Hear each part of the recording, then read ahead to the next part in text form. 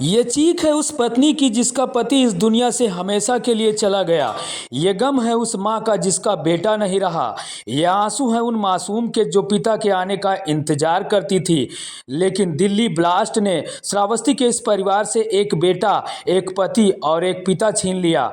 अब अगर बचा है तो परिवार के लिए सिर्फ यादें। लोग, रिश्तेदार परिवार को सांत्वना दे रहे, लेकिन आंसू रुक नहीं रहे।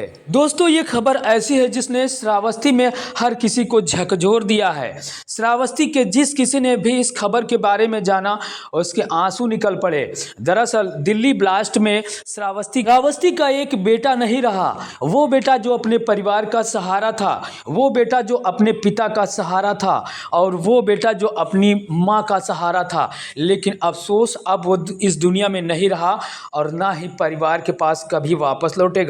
दरअसल श्रावस्ती जनपद के इकौना क्षेत्र के गणेशपुर निवासी दिनेश कुछ वर्षों से बताया जा रहा है कि दिल्ली में रहकर प्रिंटिंग प्रेस की दुकान में काम करते थे।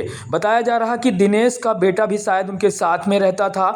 वहीं गांव पर उनका परिवार, माँ बाप, पत्नी और 2 मासूम बेटियां भी हैं। परिवार के पालन पोषण की जिम्मेदारी दिनेश के कंधों पर थी। वहीं दिल्ली में हुए ब्लास्ट में दिनेश की मौत हो गई। बताया जा रहा कि जिस एरिया में ब्लास्ट हुआ था उसी एरिया में दिनेश काम करते थे। वहीं अफसोस, दिनेश इस हादसे का शिकार हो गए और वो अब इस दुनिया में नहीं रहे।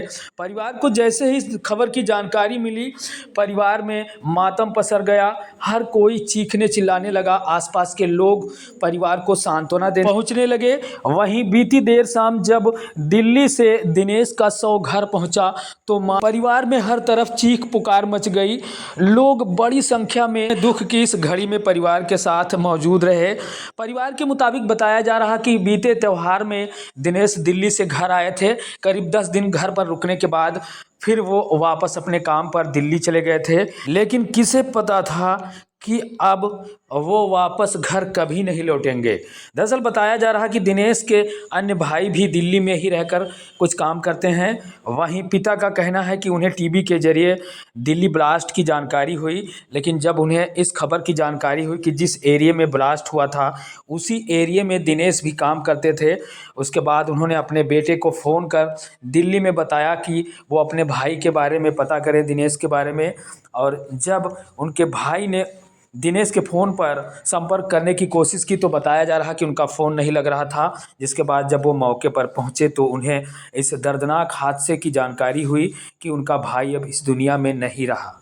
वहीं डीएम श्रावस्ती ने परिजनों से फ़ोन पर बात की और हर संभव सहायता का आश्वासन दिया है। मृतक दिनेश, बताया जा रहा कि दिल्ली के चावड़ी बाजार में प्रिंटिंग प्रेस की दुकान पर काम करते थे। वहीं मृतक के पिता भूरे मिश्र ने बताया कि उनके 3 छोटे छोटे बच्चे इस दुर्घटना में अनाथ हो गए। परिवार का एक सहारा छिन गया। कितने बेटे हैं आपके और बेटी? और क्या सहारा है? क्या कितने सालों से वो वहाँ रह रहे थे? 10-12 साल से वहाँ पे।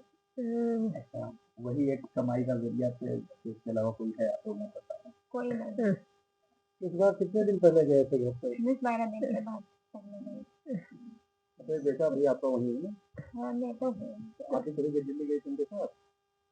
कैसे? एक बार गई थी। कितने दिन पहले?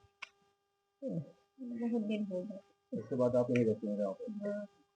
आपके पति के मरने की सूचना के बाद जो लाश है वो आ रही है कि आ चुकी है? कहाँ कुछ जानकारी है? आ रही है। कोई लेने गया है यहाँ पे? कुंवर है सब है लिखा। क्या नाम है चाचा आपका? जी भूर है, कहाँ रहते हैं? गणेशपुर। ये बताइए, कल हादसे में सुनने में आ रहा है आपके बच्चे की हादसे में मौत हुई है। जी, कैसे हाँ। कैसे जानकारी हुई आप लोग को? जानकारी भा कि हम टीवी में जब देखा कि बम विस्फोट भा है जी जी तो अपने बड़े लड़का को फिर फ़ोन की जी कि देखो फ़ोन करो, सभी सही सलामत हो। नज़दीक में फिर रहा था जी तो जब फ़ोन मिलावे लगे वो लड़का के पास तो स्विच ऑफ बतावे लग मोबाइल। जी तब फिर हेरा होए लग, हेराहो पड़े लग। 2 घंटे के बाद बताएं 9-10 बजे की काम ख़त्म है उनका। जी जी। वही विस्फोट में ख़त्म है।